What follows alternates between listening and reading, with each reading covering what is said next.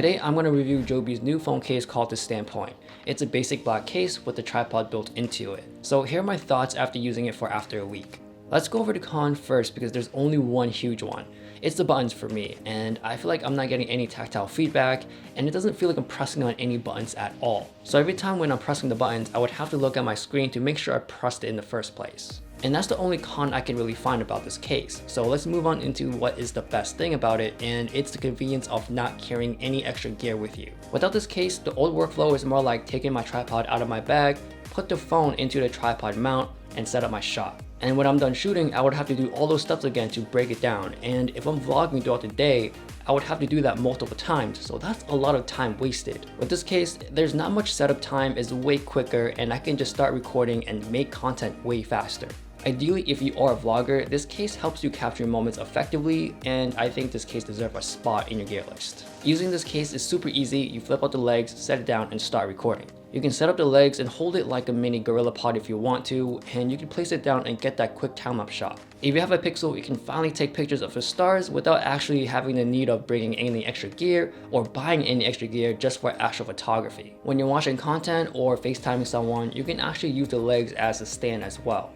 As you can see, there are many uses for the camera savvy person, and don't forget this is a case, so it will protect your phone from basic drops. For the case itself, it is a bit bulky, and if you're coming from thicker cases, it's not that bad. I've gotten used to it, and the case is pretty smooth, so since I have small hands, it can easily slip out. So I actually use the legs to help support my grip on the phone case, even though it's not intended for that. For the quality of the legs itself, it is made out of metal and it will take some strength to bend it, so for regular use, I'm not too worried about it breaking. What I am worried about is how long I can use this case without losing tension on the hinge. And also how easy it is to clean the red rubber tips because it is constantly on many surfaces, so I'm pretty sure it would get dirty over time. I think if you create content on your phone, this is something you should really look into. If you are an amateur vlogger and you're pretty shy about vlogging out in public, this is very discreet. It's not like you have a tripod or a selfie stick or any crazy mount that kind of captures people's attention. And just so you know, this case is not a case people would just keep on every single day. I would say this is more of a situational case because if you are vlogging on that day, you would most likely want to slap this case on and make your day much more easier. I hope for the next version they would improve on the button's tactility and maybe have black rubber tips instead, since it may look cleaner and more discreet than having red ones that will eventually get dirty over time.